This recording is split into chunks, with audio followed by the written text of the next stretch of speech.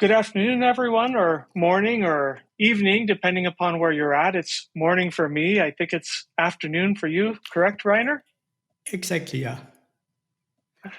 It's almost 5 o'clock p.m. Nice. So I like to bring that in because CPP Online, where you're giving your workshop this year, I'm excited because everybody will have access to it. They really tried to pick the times so that it seems to fit everybody, which, I think is a good thing. So this year, you're giving a workshop, correct? Concurrency in Modern C++? About concurrency, starting with 11, ending with 20. So I was listening to, you gave a CPP cast I think it was just this last few weeks, and you called Modern C++ 11 to 17, right? Yeah. This is how it's typically called. Starting with 11 and it's ending with 17. And I can definitely see that with 11 because, I remember doing C++ 98 before then, and it was just 11 kind of pulled things together. Yep.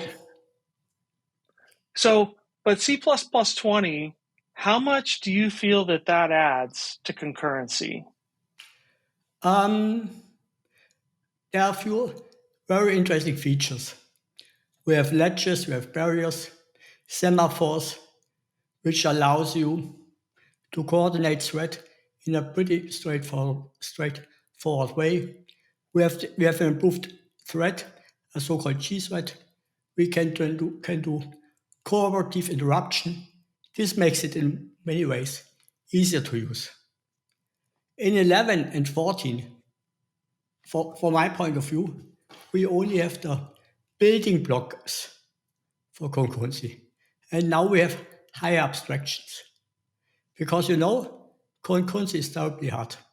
And now we get these abstractions starting in 17 and additional one in 20.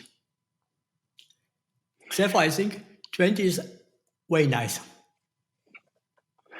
Yeah, so that said, because we got stood thread in C++ 11, right? Exactly. And in 20, we have jthread. Yeah, okay. Which is a stood thread. Sorry. No, you're good. I was going to say, because I remember, I think I took your class at CPPCon in 2018. I think that was our last that was in Bellevue. Yeah, exactly. And now, so we were still learning. Let me say something. Then I had a talk with Nico Jusitus. And he said to me, we have now a new thread, jthread. Mm-hmm. And this was also the first time I heard of them. At the same day, probably. So do you feel that it helps keep us safer when we're doing threads using jthread? Does it remove complexity? Of course, because it's modeled after RAII, which means in the structure it eventually joins if joinable. It joins if joinable. But a stood thread will not join automatically, meaning you get a terminate in the structure, which essentially means your program crashes. But jthread joins. Nobody likes their program crashing, right? Probably, yeah. And this is the big difference. I got you. You cannot forget to join. But we still have to worry about our shared data, correct? I mean, that's still something that with threading is always the big deal. I mean, to me. Yeah, of course. This is one of the challenges. There's a meta rule in concurrency. I call this be as constant, be as local as possible. This is a meta rule. And with sharing, you have an issue. Because when you share and it's not constant, you have to think about synchronization or protection. And therefore, we have Mutexes and Locks. And so, as I recall from 2018, you covered a lot of that. And when I took your class, is that still a place where you spend a lot of time in theory and practice? You must know it, honestly. You must know it. But when I jump to 20, when I jump to 17, I say to you, here it's way easier to do. The system will do it for you in a few regards. But with 11, you have to do it. Once more, 11 are the basic building blocks on which abstraction is built on. This is the parallel STL in 17, and a few of the things in 20. So the parallel STL, I want to ask about that because I know we've talked about it. It came out in 17. Do you find it's well implemented cross-platform? Like I think Windows does pretty well. I first thought, I was honestly a little bit annoyed, only Windows supported it. But now it's pretty easy. You install on GCC or Clang the so-called TBB, Threading Building Blocks. And then you link to it, and this is it. And this is pretty easy. So you can also use it on GCC and Clang.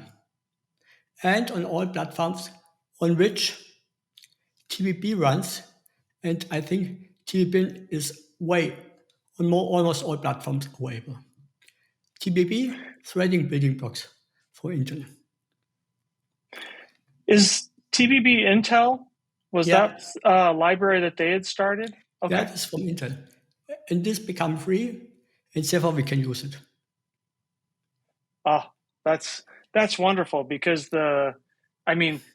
looking at the parallel algorithms when they came out in 17, I was so excited, but honestly, I hadn't gotten back to them just for that point. And I remember in a class Fedor offered, he'd mentioned and used TBB, but I hadn't seen it in practice. And so it's been solid. I would say this is an extremely stable, extremely well-maintained library. Extremely good. Excellent. If not, we would not use it in the standard. Oh, okay. I wrote 2 blog articles about how you can use it with GCC. So one of my older ones. It was pretty easy and pretty impressive because you get exactly the performance increase you suspect. That's really cool. So speaking of blog articles, you actually have a book on threading and parallelism in modern C++ too, correct? I have it. I started around 2018. It's a Limpa book. And I updated it with each new standard. Now I have made 7 updates. It has around 700 pages.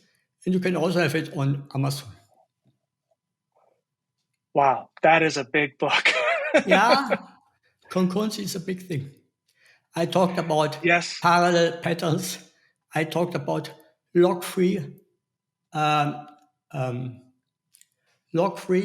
and thread-safe data structures. This is extremely complicated. So the workshop that you're offering on March 14th, it goes from 900 to 1700, but you get breaks in there too, right? It's about a 6-hour class. Yeah, my goal is to teach 6 hours C++. And so far, then we discuss how we will make the breaks. Of course, a long lunch break and 2 short coffee breaks. So I know that, I was fortunate enough to get a couple days with you, and I had not done a lot of threading beforehand. And I went back to my work and was able to take what I learned in your class and directly apply it. So first, anybody watching the video, I have to say, if you have a chance to take Rainer's workshop, you definitely want to. But then now you also, with the book, I have to bring up Klaus a little bit because I always like Klaus's talks on patterns, but to have a book too, it's like, aside from having you as a resource to ask questions of, to have all that knowledge in the book is a double bonus. And not that the book is separate, just to say it's not part of the class, but No, good that you mentioned it. I forgot to say it. You get a digital version of my book when you participate in my class. I forgot to mention it. This is what this is what I always do. Therefore, I don't say it. When you participate in a class and workshop, you get one of my books. In this case, the concurrency book. That is excellent. I was going to say, so I'm going to jump out of the camera for a sec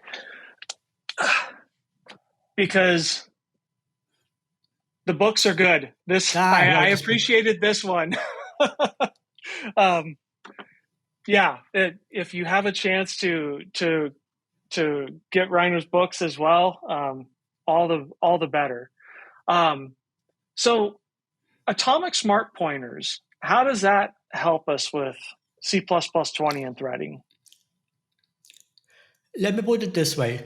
You know my favorite quote from Tony van Aert? Forget what you learned in kindergarten. Don't share. The favorite quote about concurrency. And shared pointer, share by design.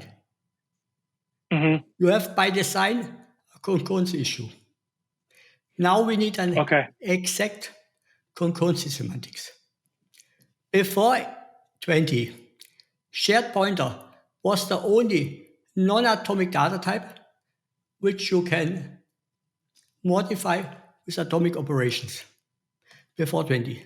Okay. But the safety was based on discipline. Mm-hmm. Now with 20, we have stood atomic shared pointer, stood atomic weak pointer. Now we have atomic shared pointer weak pointer, and now we cannot make an error because now it's its own type. You cannot forget to apply atomic operations. And this is the reason. It's essentially, for safety reasons, because you cannot forget to apply these atomic operations, what you could do before.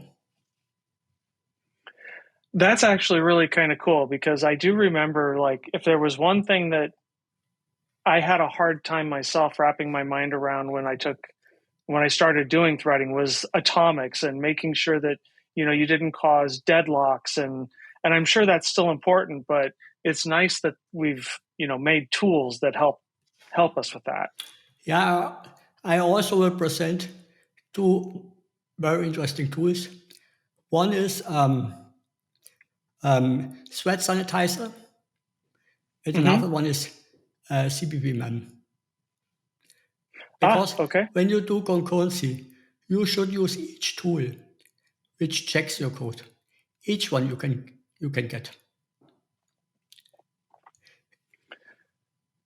That's interesting you say that. I'll have to add that to my intuition talk that I'm giving this year because tools help us, and if we use them. Yeah, in particular in the concurrency domain.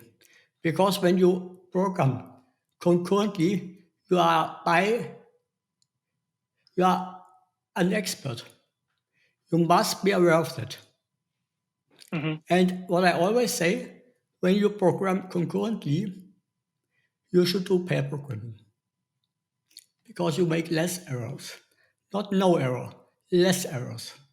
And then you should use tools such as cpp to check your code. Because concurrency is hard.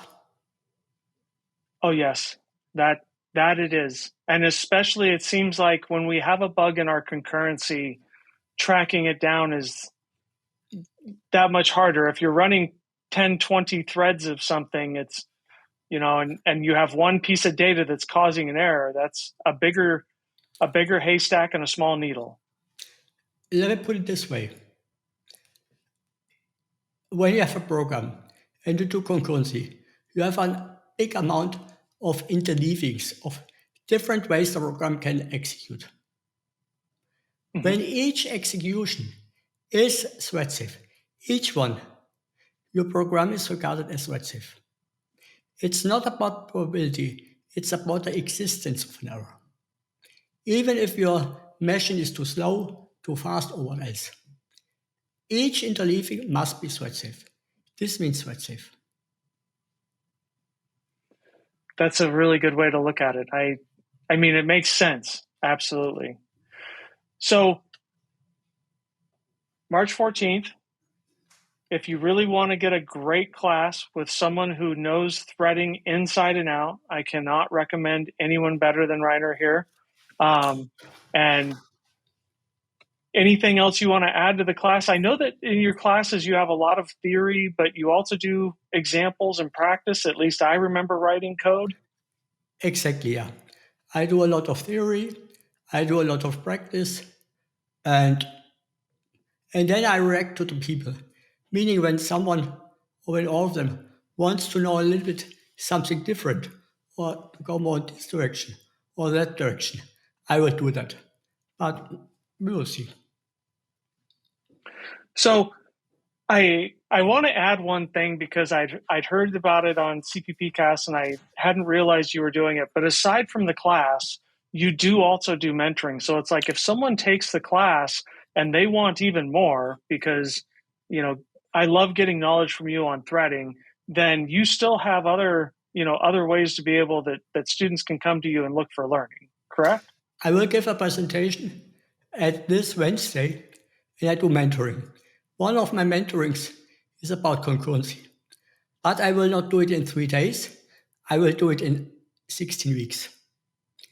And this means we can talk about each feature a few times from different perspectives. And this includes theory, practice, a lot of recorded stuff, a forum, an active forum, a Q&A, and therefore it's from the price point of view similar to a class, but it's way, way more. It goes way, way deeper. It sticks way, way more in your brain because you do it 16 weeks, not 3 days. Mm-hmm. Wow. So I'm glad I mentioned it, but just to let everybody know, again, March 14th, if you want to get a good day in with Rainer for learning concurrency, that is available at CPP Online. If you have not gotten a ticket for the conference itself yet, make sure you do that. And then, of course, Modernes Cpp is your website, modernes.com. Com is my blog, org is my mentoring. These are my 2 main pages. We'll make sure to add a link. Okay. And we'll make sure to add a link to the video here for anybody that's interested. But it was great talking with you, Rainer. I look forward to maybe being able to take your class this year. Since it'll be after the conference, I will not be editing my slides. Okay. Thank you so much this morning. Evening. This evening. Anyway, have a nice day. See you. Bye-bye.